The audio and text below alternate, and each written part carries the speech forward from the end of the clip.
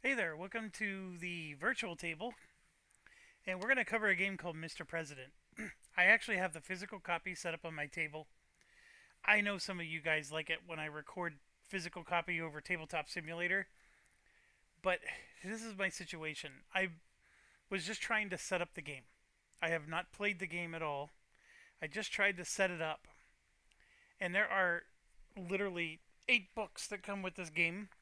And then once you put that game board out on the table, it takes up, and I have a very large table. It takes up most of my table, and then with all the chits and everything else, I'm knocking components all over the place. Um, this is the game board here, so this represents the game board quite well. But see, look at this. I can come up here and zoom in and read this. Where I'm sitting, I'm literally sitting here. That's what the game looks like to me from when I'm recording for you guys. I actually started recording with my physical copy, and then it's a little bit more like this. So I'm like, okay, and so I put these tokens way over here, and I'm like, I can't read those. Like I know what it says because I put them there, but I have to memorize them. I can't read those. I mean I can't just hold down the W key and zoom in like this. Oh, that's what that says. I mean I'm literally sitting over here, and then I have to stand up and lean across my table to read this. And then when I do so, my fat belly knocks all these tokens all over the place, and my legacy points gets knocked everywhere. And anyways, it's just not a good thing. And now I can hear some people saying, "We'll start doing some laps, Jeff, so you don't have the fat belly." I think a skinny belly would still knock the stuff over. It's all good. So, anyways, I want to like present the game to you through Tabletop Simulator. Um, a couple caveats. I'm gonna do a setup video, although it looks like it's mostly set up. I can see some things that I still need to tweak. Um, we're gonna set the game up, and then in video 2, we're gonna start the playthrough. But I want to make sure that everybody understands. I've never played this game before, so this is a learning game. And if you're here to learn with me, then that's great. If you're here because you want me to teach you perfectly, then don't. Um, there's a Legacy Studios game video that gives you a nice overview of this game. I do recommend watching that. I think the guy did a great job of that, but his playthrough video stunk. I know a lot of people were praising him because of his playthrough video. He never explained any of the reason why he was doing anything. It just stunk. Um, Heavy Cardboard. I watched the first video of the Heavy Cardboard. After about the 30-second time of him telling you how easy this game is, but yet he still hasn't explained anything yet, I got tired and I stopped. So I'm going to do a different thing. I am going to show you how to set up the game. I am not going to go through every token and explain what they do. We're going to play, and then we'll learn as we go. And let's see how that plays out. If it's bad, I'll delete my videos and I'll refund all your money that I paid you, that you paid me to be here today. Um, anyways, if you have your physical copy, one thing that the heavy cardboard guys does recommend that I agree with is don't punch the tokens until you need them. I actually think that that's a fantastic idea, and it's the only thing of value I got out of their video. Um, Now, with that being said, there's a lot of tokens. So let's go through a couple of things here. The first one is here. This is a cardboard, basically a card stock board for you to just store extra tokens. So they tell you to store multilateral sanctions, UN goodwill. Now these are draw bags. This here, um, and you just hit the R key to shuffle them. But some of these you do need to draw from, like these two. These are just straight up when you need a token, just come and take one. Um, but you're going to set those up on your board. The Civil War, Unstable State. And if you're wondering, like, how do you know this, Jeff? Go to your scenario book, and at the beginning of your scenario book, they have a. This game has multiple scenarios in it, and it has a sandbox mode. But no matter what scenario you play, setting this board up is exactly the same. So there's certain things that you set up no matter which scenario you're doing. And so these tokens that you see here all just go over on this board. Now, this tabletop simulator has all this stuff here. None of this is in your setup scenario, so don't panic. These are just, I think, extra tokens that they didn't know where to put them, so they threw them over here. This whole section is supposed to be for your tension. See, there's 56 tension markers. So in your own physical copy, it's not going to be convenient like this, where you have like a little bag. They meant for you to put all those tension markers here. But just imagine that these are just extra markers that you have off to the side, sort of like these ones are, and then you're fine. You're totally fine. Okay, so they have you set this board up with all these different tokens, and there's a lot of them. So just go through the step by step. You'll be fine. The other thing they have you do is they have you set up your cups, and it's these things here. You're going to have POTUS attribute cup, and these are also POTUS attributes, but they're negative. These are the positive ones. Those are the negative ones. That'll come out in a second. During setup, you only use the negative ones if you're playing a hard difficulty. We're going to play normal, by the way. You have some cabinet members that look like this. Those go in another cup. Another cup is the public priorities, and then your administration priorities. These are your legislative allies, and these are your legislative meanies. They tweet bad things. Um, Next thing they ask you to do for every scenario is set up the ally rogue group. There's going to be 4 tokens. See how it says 4 here? This is a drawback. But in your game, it's going to be 1, 2, 3, 4, and you're going to be this side up. Like, you're not going to know that that says Group D, right? So this is just something that they made a drawback, but you're going to have like the A, B, C, D, but don't put them in order. Just shuffle them, and they go in these 4 spots. Also, you're going to have a China axe and a Russia axe. These are crisis tokens that are special set aside. They only go into your crisis cup when Russia moves to posture 2. Now the posture, here's Russia over here on the top right. And so this is the relations with the US, and they do start a normal sandbox game at posture 2, which is distrust. And this is their trending. I'll have to look that up. But so basically this means this goes into the crisis cup. Now where is the crisis cup? It's got to be here somewhere. There's the tensions. Right here, crisis chits. See? So you're going to draw these, and they're going to have different crisis things written on it. So that Russia is going to go in here. Now, this is only if you're playing normal difficulty. Okay. So you're going to set all those up, and then you're going to have these different cards. So, for example, you're going to have what's called exceptional White House resources, and they are going to have gold numbers and gold here. So set those aside, and then you're going to have natural disasters, which are going to have red numbers here and here. And then you're going to have terrorism events, which are black. And they all have the same back like this. So you do have to sort them all. And then you're going to have cascading events. Now, the cool thing about cascading events is when you draw these, you do this box first. And then it shows that once you're done resolving the card, which is only this box, then it cascades into a 2 and a 3, and then eventually gets discarded. So you just follow the little path here. And what it's saying is basically this is an event that we deal with once here, and then later in time, we may see it again, and now it's escalated to here. So the second and third time we see it, it'll be here. So very interesting, the cascading events thing. And then you're going to have a giant stack of blue cards. They're going to have the blue event here and the blue numbers up there. So make sure you separate all of those. And then part of the scenario setup is you're going to have to grab certain cards and build decks, which it's painful, but it is what you have to do. Okay, so when you're setting up for... Oh, and then you're also going to have a legacy marker that you put here. And then it's showing... So So you have a 1, and then of course if you ever have 11, you're supposed to do this, right? So this is 1 times 10 and 1 times 1, right? That would be 11. Right now it's a bunch of zeros. Um, some of the things are set up on here per the scenario for a sandbox. So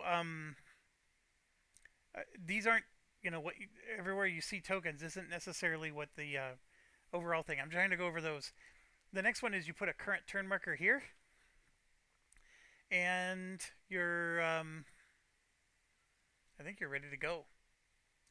I think that covers the general setup. So now let's get into the specific. And I have a scenario book. Now, one of the things they did is Tabletop Simulator, of course, you don't pay for this module. They give you the flip book, which is an excellent looking book. Obviously, I haven't played it yet, but it looks fantastic. But there are 9 other books, folks. there's so there's a governing manual that I highly recommend you at least skim through. There's certain sections on here that are invaluable. There is a I skipped the examples of play because I don't like their playbooks ever. They have a how to play. That part I do recommend you read how to play. And then they have a whole bunch of chart books for different countries and domestic and worldwide. And then they have like action sheets, sort of like the way coin games do. And then there's a scenario book. All of these things are things that you can't see in Tabletop Simulator. I understand, like if I had my physical copy, I could show it with my camera. Um, the problem I have is that it's so many books and it's actually very hard. So the first thing you got to do is we're going to play the Sandbox game. And I'm going to give you a high-level overview of what we're looking at here. This left board, this one, this basically is 2 boards. There's this board here, and then this is one giant board, which has a section in the middle, and then this is another like cardboard, cardstock thing. These 2. So, anyways, getting back to the issue here, on the left side, those are basically domestic affairs, and the middle here is tracking stuff. Let's just put it that way. And it's your presidential office is here. This is all domestic affairs. A little bit about relations, but mostly domestic affairs. And then this is the world. And the game book has an excellent way of putting things. This is how you win the game. This is how you lose the game. So they got basically the world events are things that can cause you to lose the game. The domestic events are how you will win the game. So a very interesting concept. I thought it was really cool. There's a lot of things about this game I think I like. I am not a big beat your own score, which this game ultimately is a beat your own score kind of game, but it's very thematic. I feel like that there's goals and objectives. Like if it is beat your own score, which it is, it's sort of masked very well behind all these other things you have to do. The other thing is that this is a lever pulling game. If you ever played the game Unconditional Surrender, this game reminds me of Unconditional Surrender on steroids. Um, there are tracks that are going to move left, they're going to move right, they're going to move up, they're going to move down, and there's going to be things you can do to turn knobs. You can spend an action point here to make this get better, but then these 3 places get worse because you didn't spend any time there. You know, it's that kind of game. So let's see if I like it. I'm still on the fence about it. I'm excited about it. It's a very overwhelming game when you open it. At its core, I haven't played it yet, so I can't tell you my review advice or anything like that. But I can tell you that this flipbook is so good that I'm ready to start playing, even though I haven't finished reading any of the rules. So let's just jump in. Alright, so first thing you do when you're playing the sandbox mode is there's 3 difficulty levels. There's an easy, a normal, and a hard.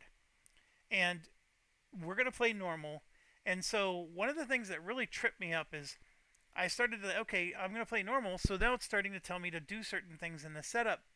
And then I'm like, well, how do I do that? How do I do that? And a lot of the times it's just telling you that because you chose normal difficulty, these are just things that are gonna impact your game. So here's what I mean. So it's gonna say legislative friends and opponents.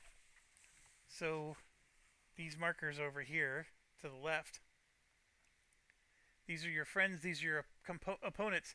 It says when you draw them, and they'll go here by the way. When you draw them, they're going to be radical. And I was like, obviously off camera, I was losing my shorts. How many am I supposed to draw? Damn you, GMT. Why aren't you telling me how many I'm supposed to draw? And I'm like looking and looking and looking. All it's trying to tell me is that when you draw one, they're radical. So, for example, there's a radical side to this guy, and if he's going to be radical, he will be. And then this one, see how he's radical? Some of them will say moderate, like this person. And so if you're playing the easy game, they always start on their moderate side. But if you're not, then they start on their radical side. If they have if they have a choice, right? So it's basically saying if they can be radical, they are. That's all it's trying to tell me. But I was thinking, okay, I'm looking for setup information. Like, okay, how many do I draw? um, Maybe I'm just dumb, but I just wanted to make sure you understood that if you're playing along at home or using your own copy, that I don't let that beat you up too much. Okay, the first thing that we do is in a normal game, we get two positive presidential attributes. So the presidential attributes are in your cup over here on the left.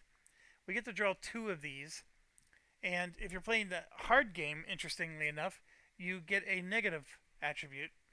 And if you're playing the easy game, you get three of these. So we're going to go ahead and draw one and two. And I'm going to just bring them over here.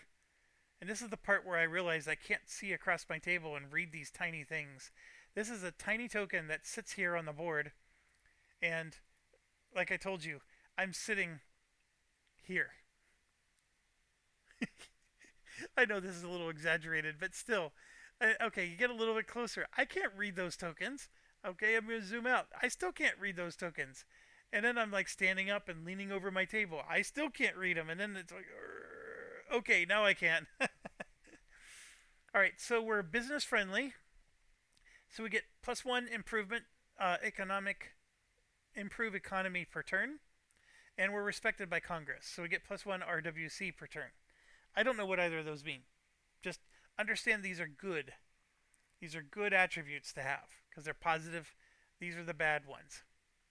So we start the game with two positive ones. You know, this is going to be us. And then we're going to get some cabinet officials, but let's go in order here. The next thing it tells us is that we start the game every turn signals with 15 action points. So we're going to come down here to the action points, and we have 15. So this is APs plus 10, and then that's on 5, so 10 plus 5 is 15. The prestige thing is here. I didn't get to that part of the setup yet, so we'll deal with that later.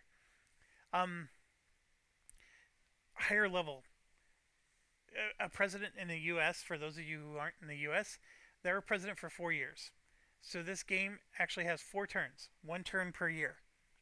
Each turn is denoted by this thing, and we go literally this, this, this, this. Like, it just keeps going. We're doing all these things. And then once we get all the way to the end, that constitutes the end of a year. So 1 year is going to be a lot of stuff.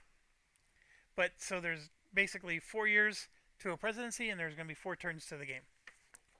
Okay, so then it says that the cabinet effectiveness starts at 4, which is this token here. So you just have to grab the cabinet effectiveness token, and it starts over the 4.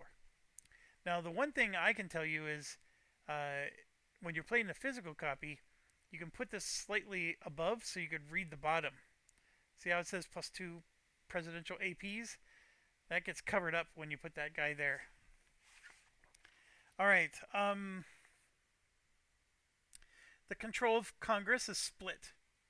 So the Congress is over here on the left, and the party control is split. So basically, it's telling you don't put any token on. And then it says reward yourself with 5 legacy points. So I guess you get a, I don't know, you just start with 5 legacy points. So we're going to go ahead and do that. And then it says that any drawn friends and opponents on their radical side, if they have one, terror groups that get listed in the scenario setup, basically it's telling you make no adjustments. Just because I think with the normal or easy and hard game, there's adjustments to the terror groups. This is just saying, set it up as normal. And we start the game at war with the Taliban. And there's +1 strength to rogue states during war progress. I don't know how to track that, but that is what they tell us. And then Russia starts at posture 2, and that was where it told us to put the Russian crisis token into the crisis bag. Okay, so this token goes into the bag. Why? Because Russia is starting at posture 2, which is they distrust us. And then we're at war. So here's war number 1. When you set up a war, this is the part that gets crazy, is that's in the governing manual. It's also going to be in the scenario setup. There's little bits and pieces in both, but the governing manual tells you that the conflict type, unless stated otherwise, is combined air-ground.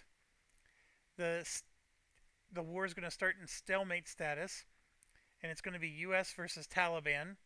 And then this here, I'm assuming the scenario tells us those things, but let's find out. Now, I just want you to know that the scenario setup is like 7 pages long. There's a ton of information here.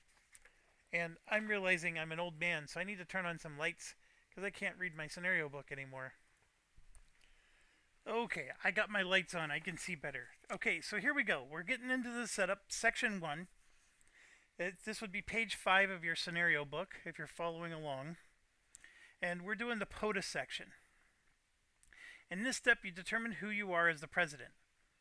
And so for a normal game, they want us to use 12 positive presidential attributes in a cup and draw 2 randomly. Well, we did that. So sorry about that. And then we're not doing the harder game, so we're going to skip all that.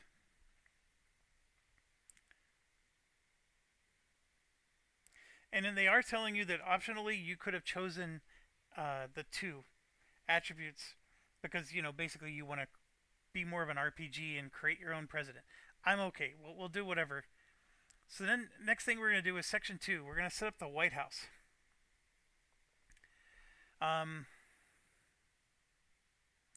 Oh, I just realized I skipped some bullets here. The drawn attributes get placed in the box. We did that. Any that you didn't draw stay in the cup. We got that covered. Do not apply any bonuses or penalties until step 1 and 2. That's fine. Okay. The RWM bonus. I think. See right here. I bet you one of these is. Anyways, I'm getting ahead of myself. Let me go back. Alright, so now let's go to section 2, White House. Draw your vice president and select your chief of staff, secretary of state, and secretary of defense. Okay, so what they're referring to is we're basically building our White House here. So we're going to have to choose a vice president, chief of staff, secretary of state, secretary of defense.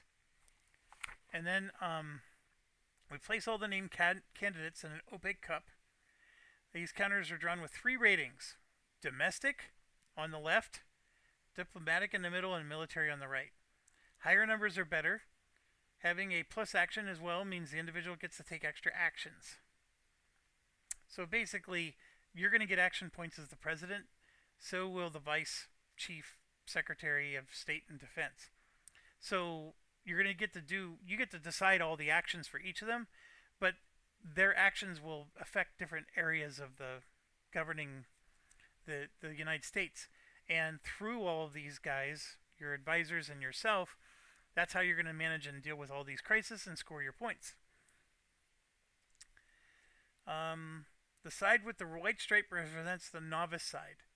That's the side you start with. During the game, they can be promoted, becoming experienced. Alright, so here we go. For the vice president, draw one counter from the cup to determine your running mate. Place that counter on its novice side in the cabinet portion of the White House section. I'm trying to make it so I can reach my mouse here, while at the same time read. Note that you don't get to select the one from a group of candidates as you do in the next three. Alright, yeah, so they're saying that whatever you draw first is the vice president. So here he is, and he's going to be on his novice side. And that's Alan Box. How do I know novice side again? There's a white stripe. So I don't see a white stripe, but it could be Tabletop Simulator screw up. This side is better than that. Well, no, it's not. He has a 1-1 where that's got the white stripe, 0-1. That's the novice side. So he gets +1 action, and then when he gets promoted, he loses that action. That sucks. Alright. Well, anyways, there he is on this white novice side. And then it's saying that for the chief of staff, we're going to draw 3 counters. And that's who your team has vetted. Choose the person you want to be your chief of staff. Domestic rating higher than 0 is good here.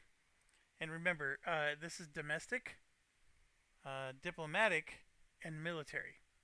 So basically, he's your left number guy, this is your middle number guy, and this is your right number guy, right? So these are specialists in each of these 3 numbers.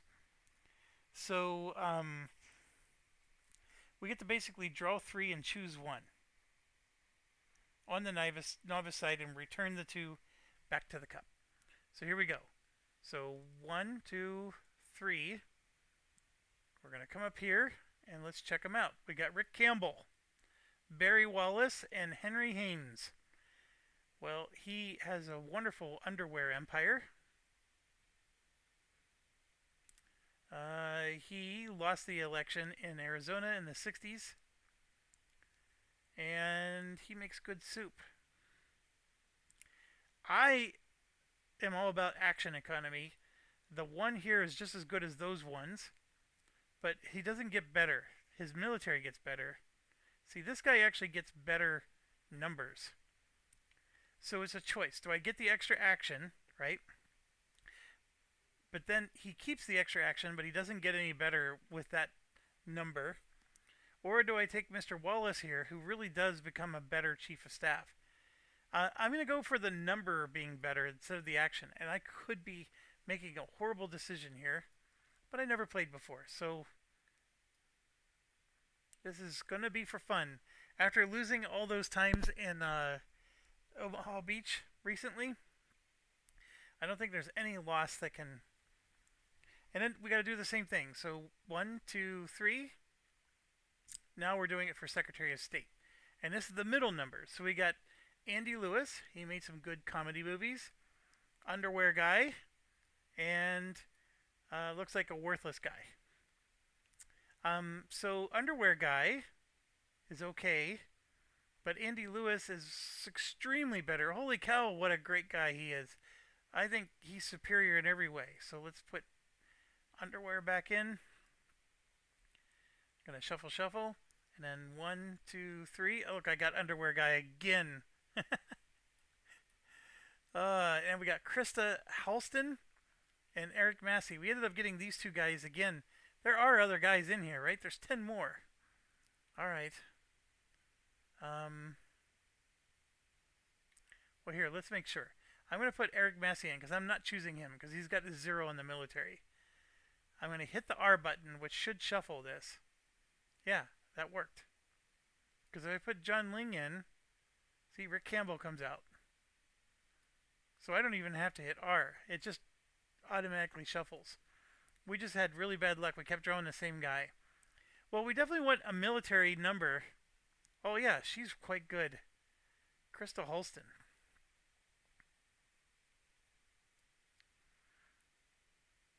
All right, so she's our Secretary of Defense. And there you go. We got our people set up.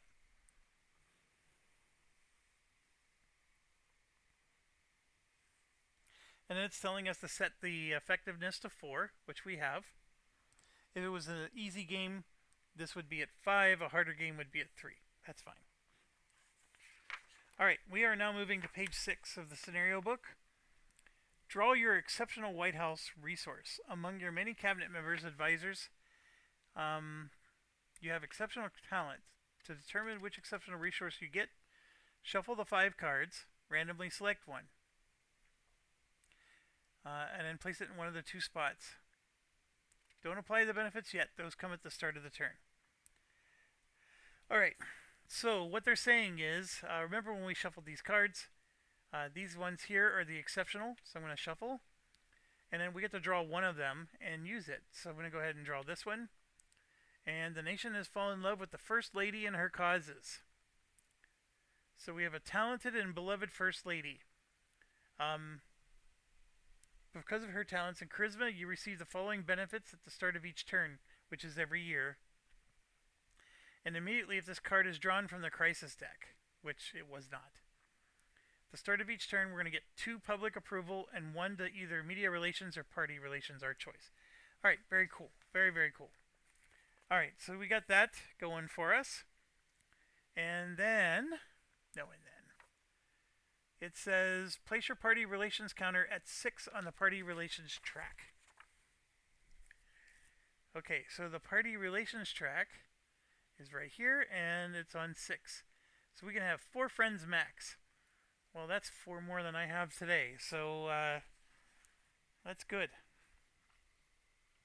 Should play this game more often. I'll actually have friends. Alright, domestic situation. This is section 3.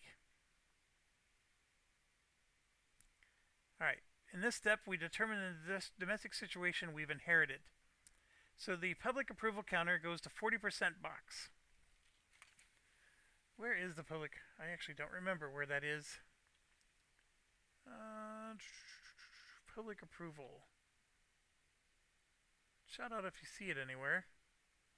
I don't think it would be over here. It should be over here.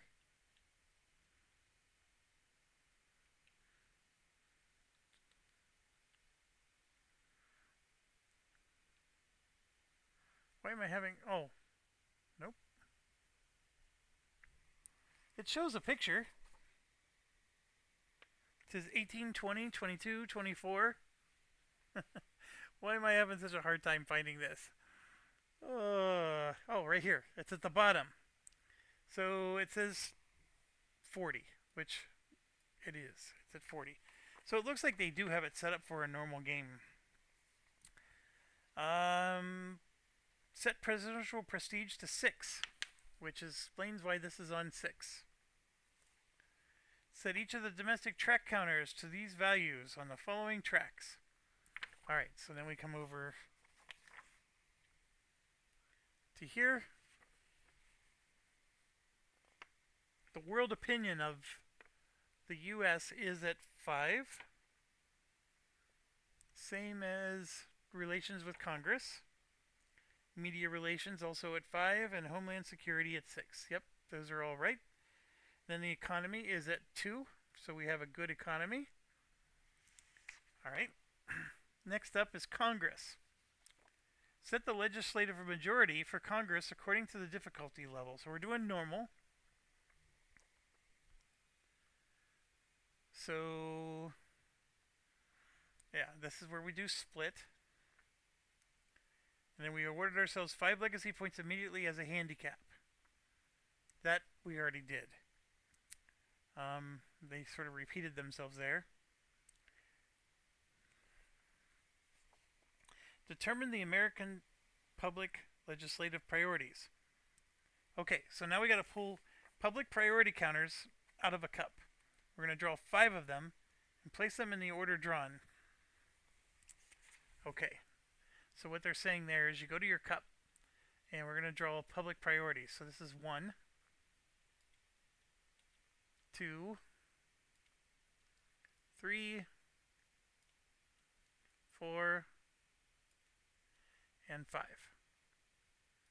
So the public wants us to upgrade infrastructure, expand the military, reform taxes, Social Security, and gun legislation. Right, so that's what the public wants. And then we're going to set our priorities, which are these. So we have to draw randomly from a cup. This represents a campaign promise we need to fulfill.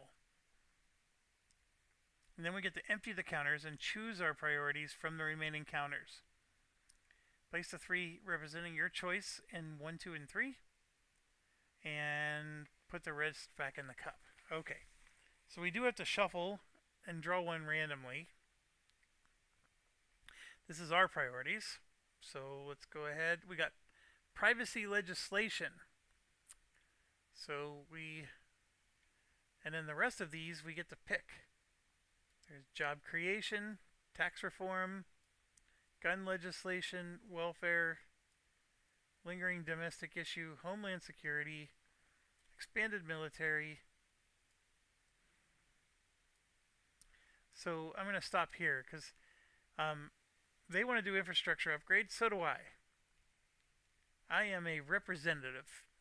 I was voted to represent them. Expanded military. So do I. Tax reform. So do I. Oh, looks like I don't have time for gun legislation. Sorry, people. You're just going to have to get used to Bubba with his gun. And those went into the wrong place.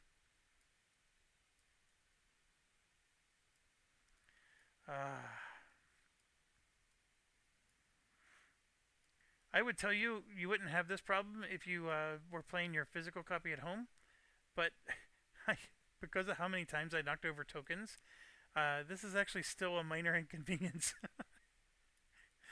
There we go. I think I got them all sorted out now. Alright, so there we go. These are our priorities, which we tried to align with theirs, and then we got a campaign promise. Okay.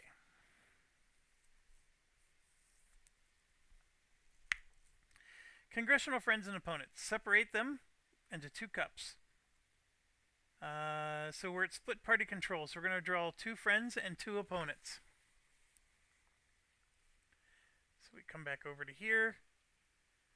So we're going to draw 2 friends. And remember, they said that he has to be on the radical side. And then 2 opponents.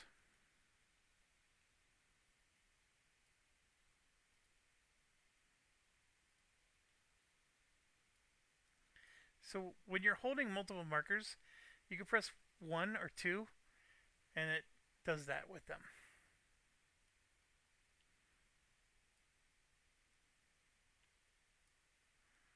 Alright, so we'll try it that way. Alright, radical, radical, everybody's radical. Okay. Initial bipartisan cooperation. If there are more total radicals than moderates, place the bipartisan cooperation counter in the leftmost 1 box. Yeah, so this gets moved over to here. If they're equal, they go in the rightmost. If there's more moderates, then they go in the leftmost 2 box, which would have been here. Next up is the military. Place the following U.S. units in the U.S. Forces box in CONUS. So CONUS is here.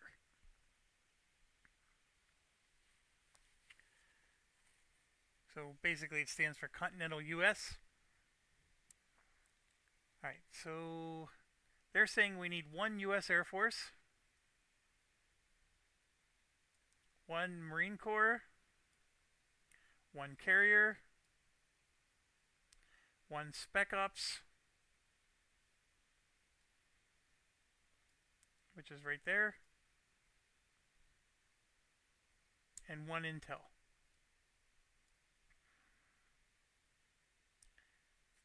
Place the following U.S. military units in the Military Assets Legislative Holding Box on the Domestic Game Board. Oof, what the heck? So what's the holding box?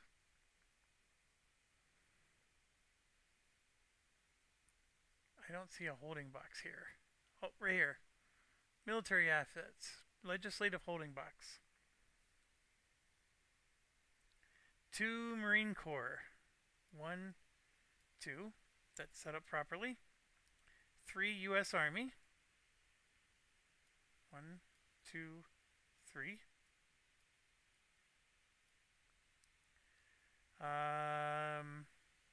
2 Army Heavy. 1, 2. 1 Air Force.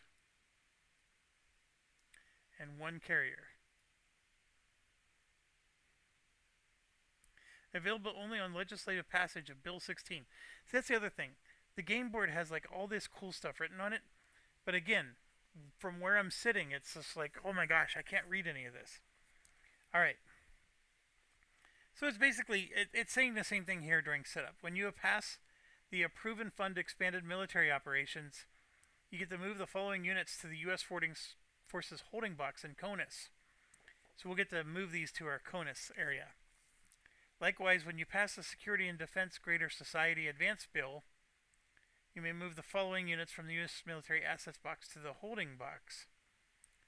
That's a Marine Corps and Army Light. And if we ever get Greater Advanced Society 2, we get to do an Army Heavy and a U.S. Air Force. Okay, so now we're moving on to the world. Section 6, this is page 7. In this step, you determine the state of the world. Set all conflict status markers and the relative strength markers on their at start setting on the conflict tracks. So what this is getting at is, or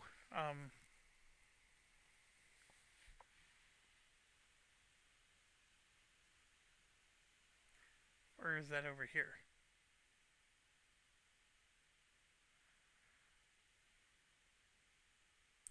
Here we go, conflict tracks. So it says put conflict status markers and relative strength markers on their at start setting. So you got an at start for China number 1, and this is India and China, how they feel about each other. So that's why, like this isn't necessarily us, although this one is here. So this is China and Japan. So their conflict status is at 1, and their relative strength is +1 China. So China's relatively stronger. And so I'm assuming everybody here is at their at start. So I'm just taking mental note. So India has the edge on Pakistan. Russia has the edge on NATO. Russia has a big edge on Ukraine. And DPRK ROK. This is who is that? That's got to be is that Korea? North Korea, South Korea. I bet it is. Yeah, see ROK. Yeah, that's North Korea, South Korea. And Israel, Iran. Israel and all other neighbors. GS plus SA and Iran.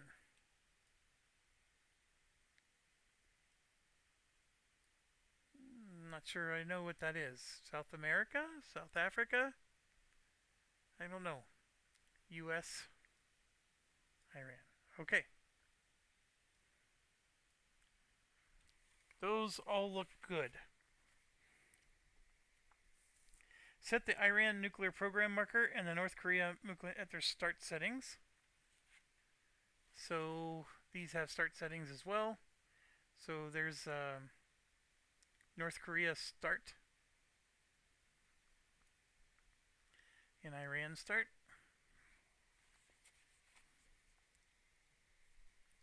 Strategic capabilities and a strategic capability tracks with the following values. Air Force training and tech. US 2, China and Russia 1. Ground Forces Training, US 2, China and Russia 1. Alright, next. Naval Forces, US 3, China and Russia 2. Cyber Warfare, US 1, China and Russia 2. Space Warfare, US 1, Russia 1, China 2.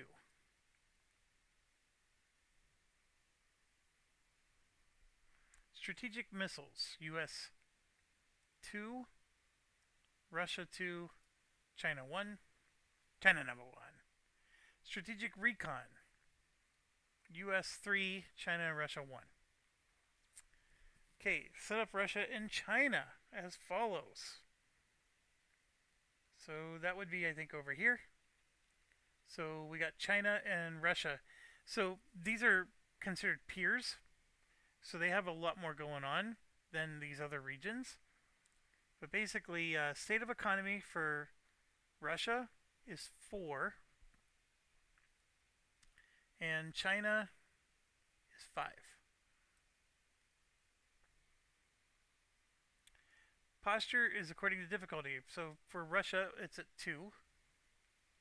And for China, it's 1. Hold on.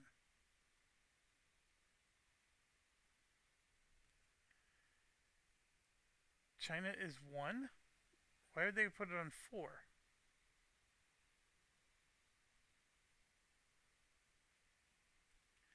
There's a typo, I think. Because the picture they show, it shows putting it on 4, not 1. 1 is we're at Cold War with them. And anything that's 2 or 1, we would put the crisis thing in the chit. And it's saying only to do Russia for crisis chit. Yeah, because if we're playing a harder difficulty game, the posture for China should be a 2. So there's no way it's a 1 for normal. That's a typo. They literally have a picture in the setup book that shows China at 4. So this must be a typo. I'm sure they have it addressed somewhere. Draw and place 1 multilateral sanction counter on Russia.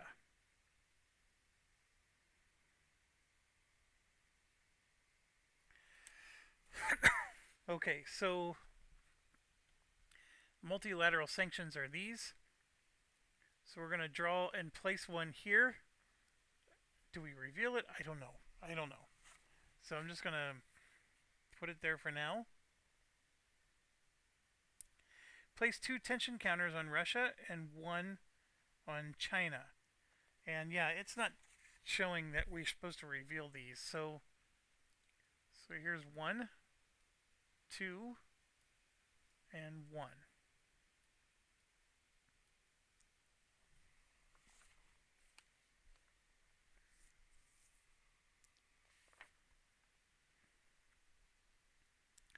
Place Russia's relation with US counter in the 2 box. Oh, this is where it says to do the 2 and 4. So where's the posture? Oh, here's the posture. 2 and 1. Okay, I apologize. I thought this was posture here.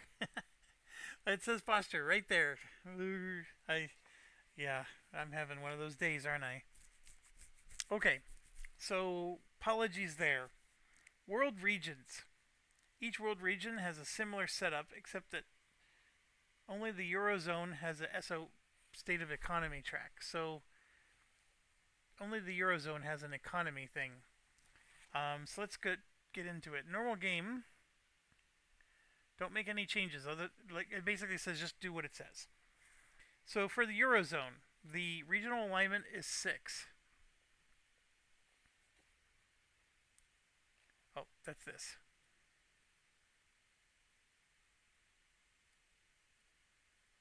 There's the regional alignment. That's at 6. Stability, also to 6.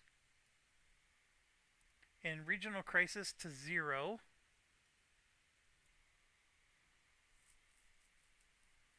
and a trending pro-US here. Okay, so let's explain this for a second. This is something you do have to read, and the rulebook explains. These these markers, they can move up and down, but they don't move up and down easily. So it's funny because in chemistry you always learn that the power of water is it takes a long time for it to warm up and cool down, and because it's very it holds a lot of energy. So it takes a lot of energy to raise the water up temperature, and it takes a lot of energy to lower it. So water tends to resist changing temperature. Okay, I sorry I'm doing a physics lesson or chemistry lesson here, but this is the same concept. So in order for these to move up, you need to have a up arrow first, and then if you get another move up um, outcome, then it actually moves up, and then this goes away. If you get a hey this needs to move down effect, all that happens is this goes away. That doesn't actually change. So basically, you got to have two positives to move up, two negatives to move down. And if you only have one positive, the next negative just cancels the positive. Stuff like that. All right, so we got that. State of economy is on 5. And then one Russian influence counter goes in there. The NATO and UK ally counters are on very close sides. A U.S. Air Force counter and one Army heavy counter. And one carrier and one U.S. MC in the Mediterranean. I don't see that.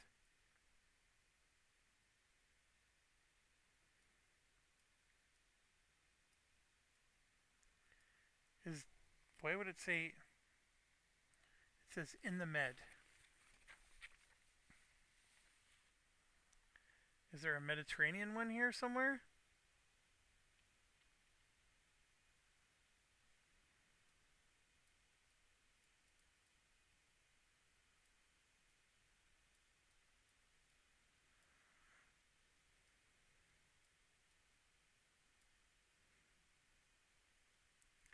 I don't know what that. So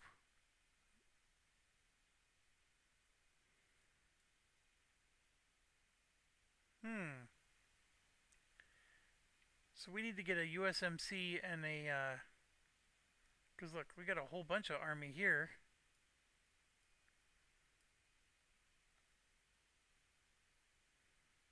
There's a USMC. It says place one carrier and one USMC in the Med. MED period.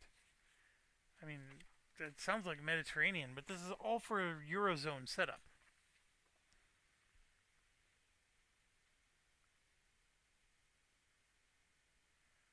Do you see anywhere else that it would go? Oh, right here. Look at that. Mediterranean, USMC, and carrier. Oh my gosh. There's stuff that sort of like. So this supports these different. Oh my gosh, I didn't even notice that. Look at the little arrows. Okay. I am amazed by such little things. Okay, Eastern Europe. Where's Eastern Europe?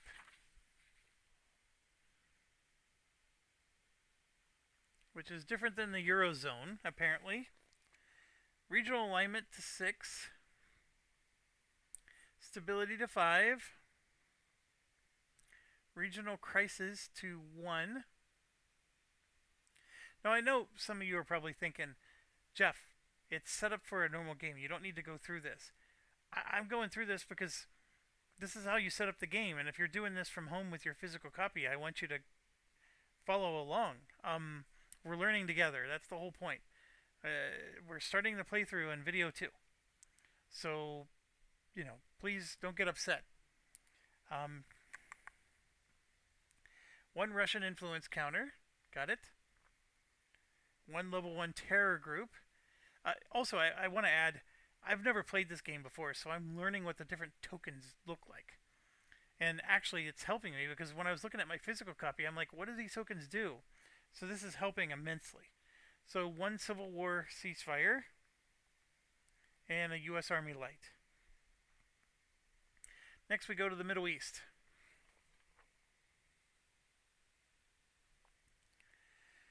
Regional alignment 5. Stability 4. Regional crisis 3. Good old Middle East never changes.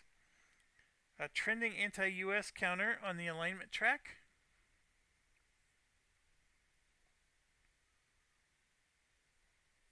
The Israel ally counter in its box, and it's very close. This is clearly not the Biden edition of the game. The Gulf states, Saudi Arabia ally counter to the side of the region.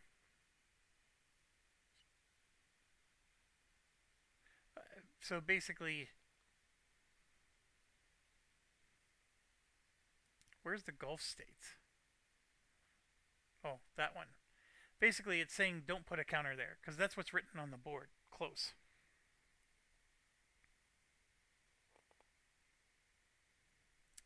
And it says tensions needs to go here. See, even though this is the setup for normal, it doesn't have everything.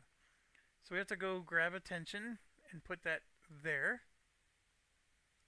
And then the token for this, where would it be if we needed it? Over here?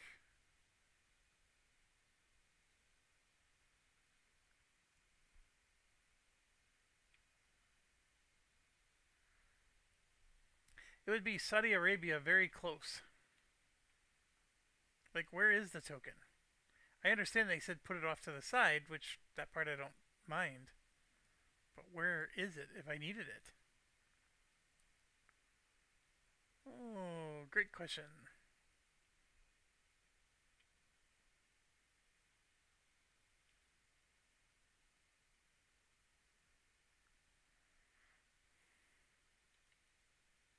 There's the very close India. Here it is. Here it is, right here. These two. Okay, got it. We have it if we need it. Okay, let's keep going.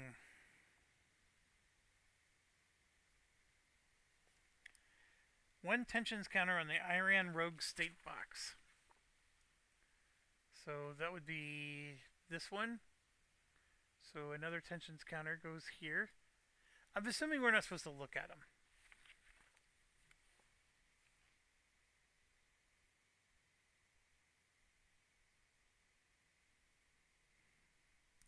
One Civil War counter, Civil War side up. That represents Syria. Two unstable state counters.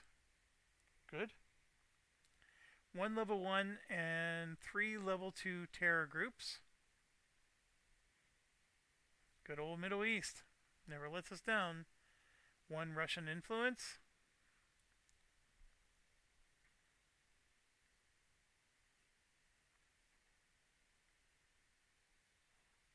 I'm skipping the hard game comments. One Intel.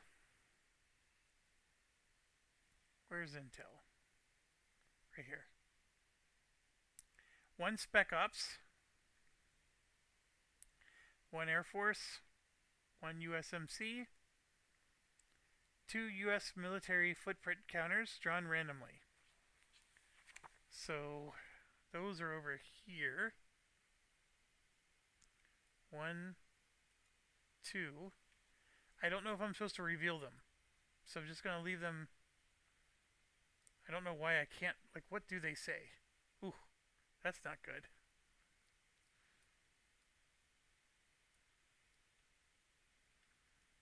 Yeah, let's not reveal them. I know what they say.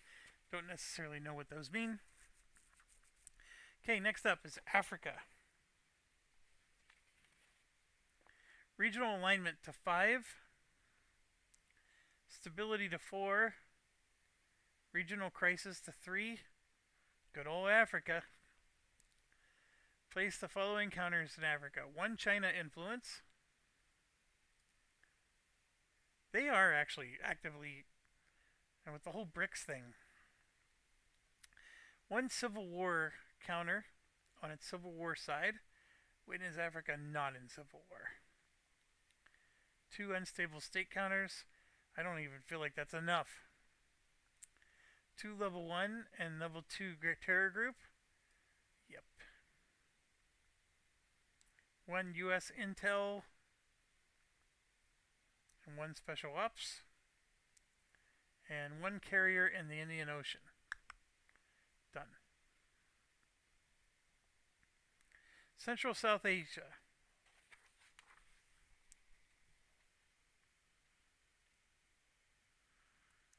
Yeah, this one's going to be full of all kinds of stuff. Regional alignment to 5. Stability to 5. Crisis to 2. Trending anti-US. 1 Russian influence. 1 China influence. 1 level 1 and level 2 terror group. 1 unstable state. 1 rogue state that represents the Taliban. If playing a normal, if we got a war counter, that's supposed to go on top, but I like what they did. The India ally counter is normal.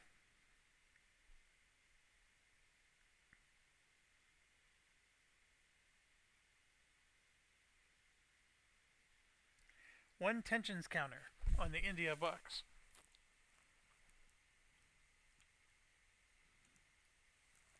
So that's done.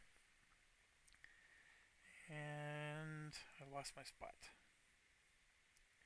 1 Army Light, 1 Air Force, 1 Intel, 1 Spec Ops. And then a military footprint counter.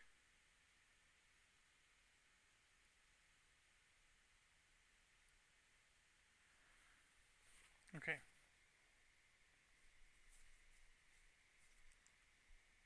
Asia and Pacific. Down here. Alright. Regional alignment to 6. Stability 6. Crisis to 1. Japan ally counter is very close.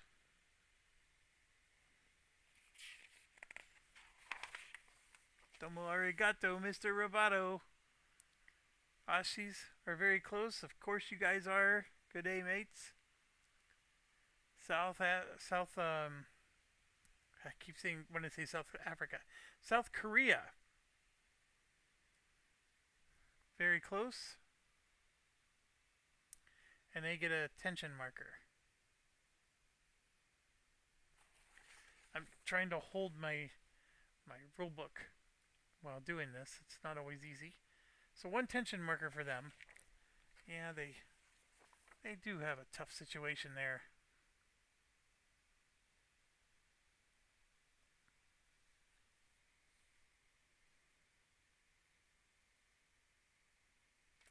Okay, a tension marker and a sanction marker from the United Nations on North Korea.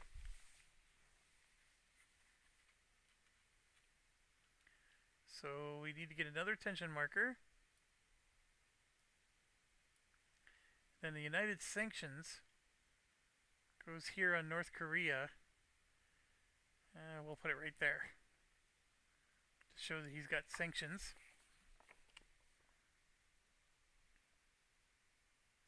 1 China influence. Done. Level 1 and level 2 terror groups. U.S. Army Heavy in the rock box. It's there permanently, cannot be moved. So basically it's just saying this army is for South Korea. I don't know what the best way, I mean we could just cover up the very close, I guess. I'll just put it here. It's just showing that they're part of South Korea. And then 1 carrier USMC, and US Air Force. So they have their own carrier. There's another carrier here. Yeah, I guess that makes sense. Two carriers near China and eastern Russia. Yeah, it makes sense. All right, Central America.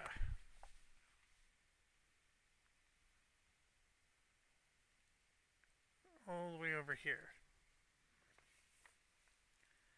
Regional alignment to 5, stability to 4. Done and done. Regional crisis to 2. Level 1 terror group. Level 2 terror group. 1 unstable state. 1 intel. 1 special ops. That's it. South America. Alignment and stability both at 5.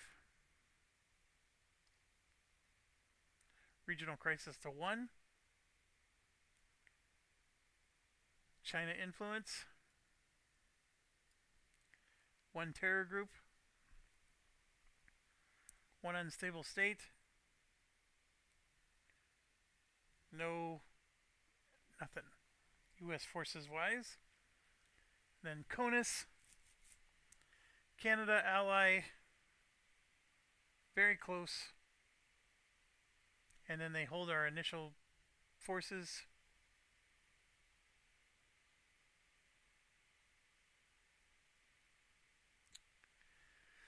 Okay. So then the Russian-Chinese influence track. I don't remember it saying where to set that. It's giving me a note telling me I need to adjust that based on my difficulty level. I don't remember ever setting that to 4.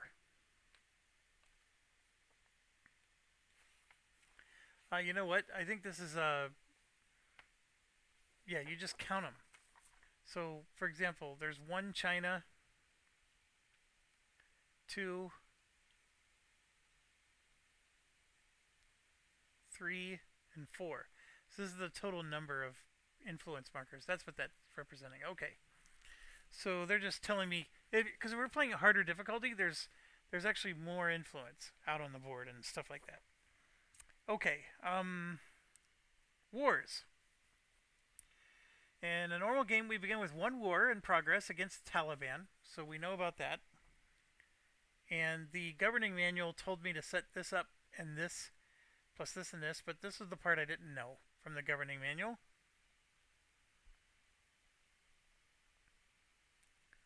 So here we go. It says place a conflict status in a stalemate. So this is the scenario setup, not the governing manual. The governing manual is like a generic setup. Conflict type is combined air. U.S. at war. U.S. is the attacker. Taliban's the defender. 2 regional UN troops. Strengths. That's what that is.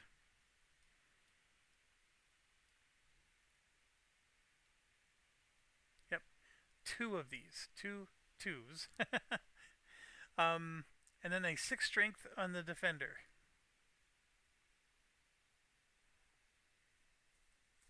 And there would be a war number 2 if you were playing the hard game against ISIS, but we don't have that. And then there's an optional random war setup. If you wish to create your own alternate history, you can start with 1 or 2, depending on your difficulty choice, randomly created wars, and it tells you how to do that. We're not going to worry about that. So now we're going to go to constructing the crisis deck. So this is what I was looking forward to the most because I didn't do this yet. And I'm also very curious like how this is going to happen. So it says shuffle all of them and divide them into 4 equal stacks. Oh my gosh. So I did have to shuffle all these. These are actually really difficult to shuffle because there's so many cards. And then we need to split into 4. Just like that. I mean, man, oh man, that's so easy to do. So this we're going to call the year 1 stack. This the year 2 stack. This the year 3 stack. And that the year 4 stack. I sort of got this all screwed up, so hold on a second. It doesn't really matter which one we call 1, 2, 3, and 4, but there we go. 1, 2, 3, 4. All right, so now what it's saying is for year 1, we're going to remove 7 cards. So 1, 2, 3, 4, 5, 6, 7. These are the year 1 event cards. And they're eventually going to go here to form the crisis deck. And see, you got year 2, 3, and 4, right? Year 2, we're going to remove 12. So 1, 2, 3, 4, 5, 6, 7, 8, 9, 10, 11, 12.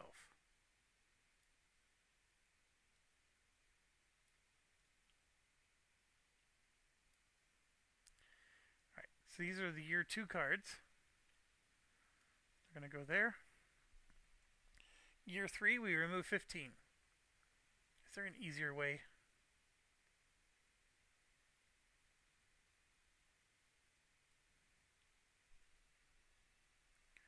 Yeah, we're going to remove 15.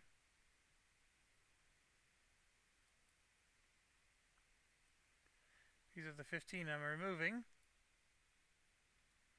Those are the 14 that are left. And then year 4, we're going to remove 18.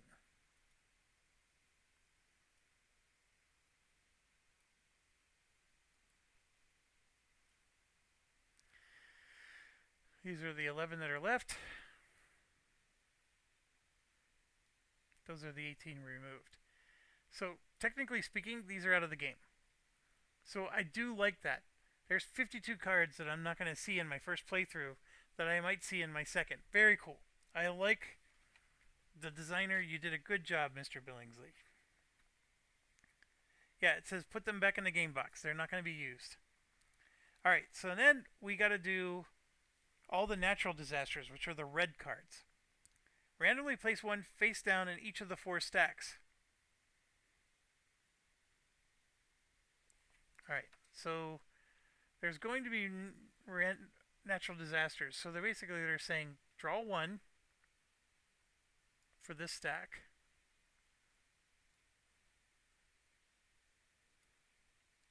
Two, 3, and 4. So there's going to be 1 in each stack. And of course, there might be events or whatever that's going to cause us to draw more. So we're going to leave those there. And then we're going to go to terrorism, which are black.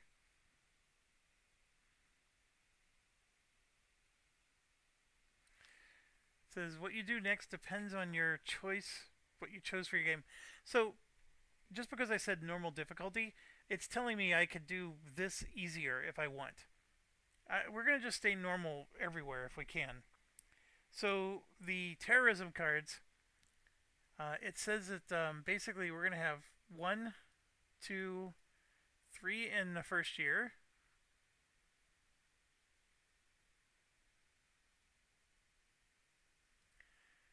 One, 2, 3 in the second year, and then 2 and whoops, 2. So 1, 2, 3, and 4. This is for a normal game. And then events might make us draw more. Then the cascading events, 4 in year 1. 1, 2, 3, 4. 1, 2, 3, 4 in year 2.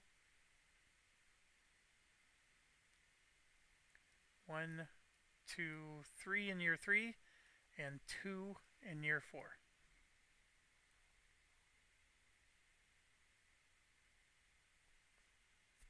Alright, so this is year 1, so we gotta put these up here. And then now that we got our deck formed, we have 30 cards in here, shuffle, shuffle, right?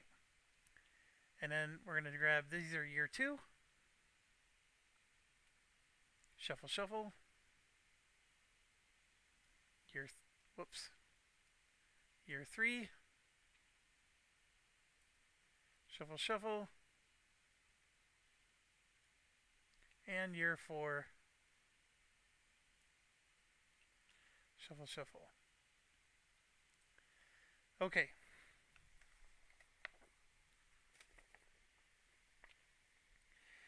Finally, take one of the remaining exceptional White House cards.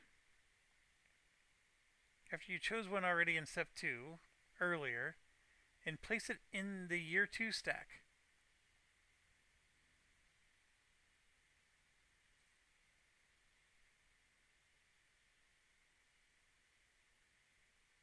Okay, so what it's saying is one of these exceptional cards gets drawn and it's placed in year 2 and then it gets shuffled in. So you don't know when you're going to draw it, but it's in there.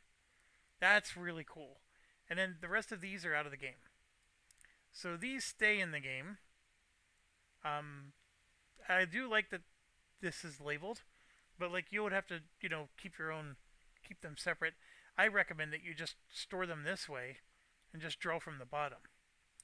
I understand that that this is the last one that's ever going to get taken, but that's how I would recommend it, so you can see which ones each of them are. Okay.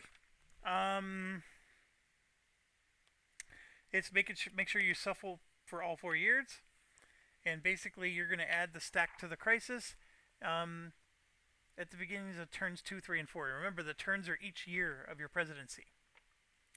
Now we're going to seed cascading events. Yeah, so this makes sense.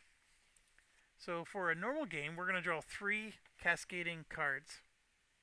1, 2, 3. These represent longer-term world events that are in progress when we took our office. So basically, the previous president had these issues. The world you inherited. Reveal each and perform the From the Crisis deck event for each card sequentially, exactly as you'd drawn them during the game. With the following exceptions. We have to ignore place tension on cabinet focus. Ignore all public approval results. Ignore any instruction to spend action points, because we don't have any yet, even though the board says we do. It specifically says you don't get them until turn 1. When you finish performing these events, place each card in the 2 box.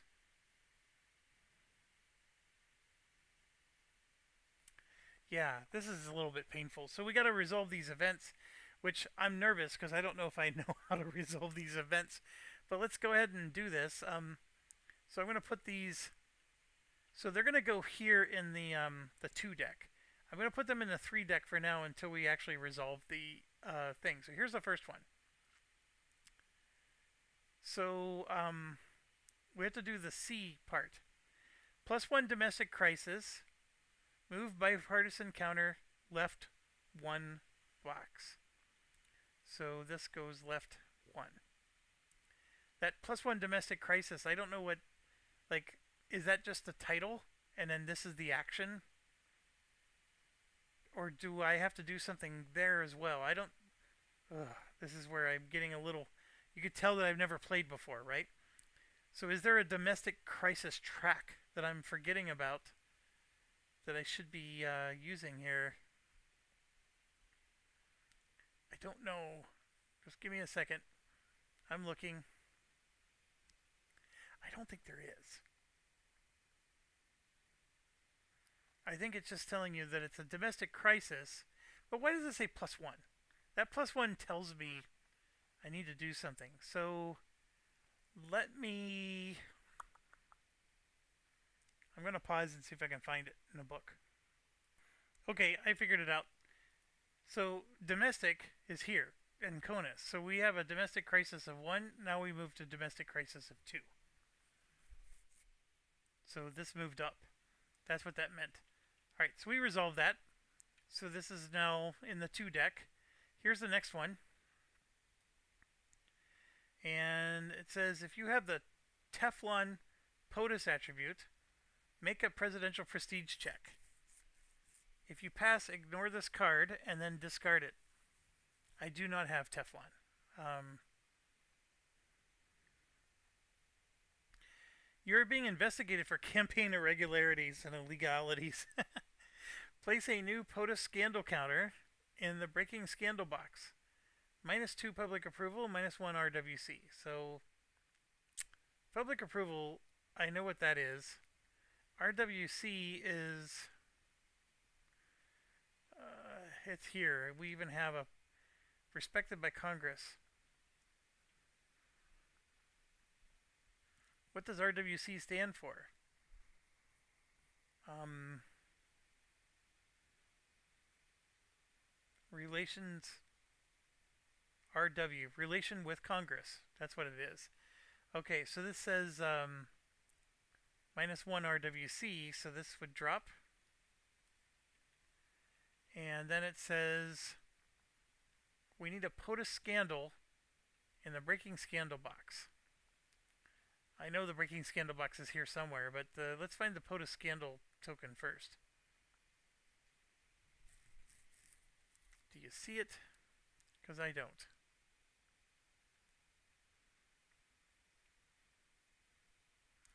These are all wars. Maybe there's a break. Maybe if we find the breaking scandal box right here. See, this is a scandal track, right? For each scandal in this box, roll a d6. Blah blah blah blah blah. Right? Oh, here we go. POTUS scandal. The tokens are right here. So I'm just gonna set it right here above because I don't want to cover the this. So we have one POTUS scandal. Yay us!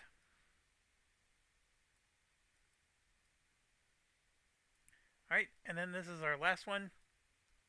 Choose one. Appoint independent counsel. +1 public approval.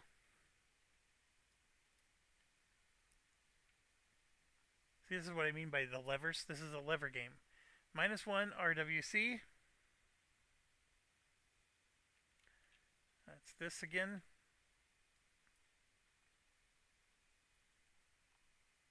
-1 your party relationship. So, where's my party relationship?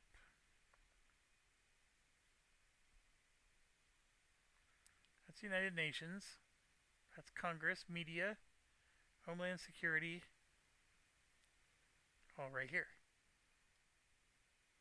I just went down one there. Roll d6 and refer to the cabinet drama table. Okay, so this is where I gotta find the book. There's like all these books that have tables in them, so 1 second. Okay, so the cabinet drama table is written right here on the board. Now, there's one important thing. The setup said whenever we're resolving these cascading events, the public approval does not move. So that has to stay at, I think it was 40, right? Yeah, that has to stay at 40. And then also, we're going to go ahead and roll a dice for this, but if it results in putting tension on the board, that is also something that it says not to do. So, where is the die? Uh-oh. Where's the dice? Where did they put the dice in this game? This is crazy.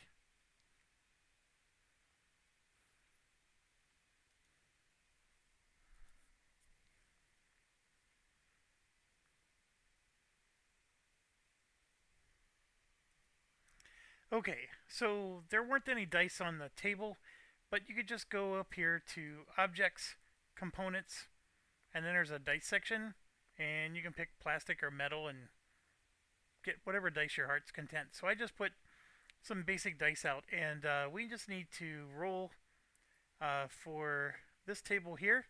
So I'm just going to hit, I think it's R. Yep. So I rolled a 2. Unflattering cabinet leaks about the president. So -1 media relations, public approval doesn't change, and the party relations drops again. Jesus Louises. So This one really hurt a lot. Okay, so we did that. Apply result. We'll roll another d6. All right. RR. Got a 2. Long-term crisis averted. Place card in discard pile. So this one is out of the game. Thank goodness we don't see that one again. Because, oh, this is... I get to choose. Hold on. I could have done that, or I could have done defend your party. Well, I already chose, I guess. I started up here and did all this. It actually would have been interesting, because +1 to your party relationship would have been cool, but the domestic crisis would have put us in a lot of trouble. I mean, I already rolled the dice and everything, so we'll just live with it. I do think that, like, right here, the domestic crisis part is that would have put us into a domestic failure before we even started the game. So, anyways, I think we're just the good news is that the card's gone, so we don't have to deal with that anymore. But yeah, we lost a lot of movement in a lot of different areas. So there you have it. That is setup of the game, and holy cow, that is a monstrous setup. And if you have all these components in front of you, there's a lot you gotta go through and check the boxes. And I do confess that this one at least sets up most of it. It doesn't have the tension markers out in the places that need attention. And I frankly would still have to go through the whole dang scenario book to find all those. Um, Maybe it would have been nice if they had like a little note that just says to finish setup, you need to do this. But I know there's a lot of comments on this particular module um, that there's concern that people are going to try to play the game for free, and so they're intentionally, leaving important pieces out. So you have to have the documentation like I do in order to be able to play this properly on Tabletop Simulator. I totally get it. I think this GMT deserves their money for this game. It looks like it's going to be fun. Let's try it. Obviously, this setup and it's a monster. Um, but yeah, they deserve their bucks, and I'm not trying to play the game for free at all. So, anyways, thank you for watching, or joining me at the table for the setup. Let's get started with the playthrough in the next video, and as always, stay awesome.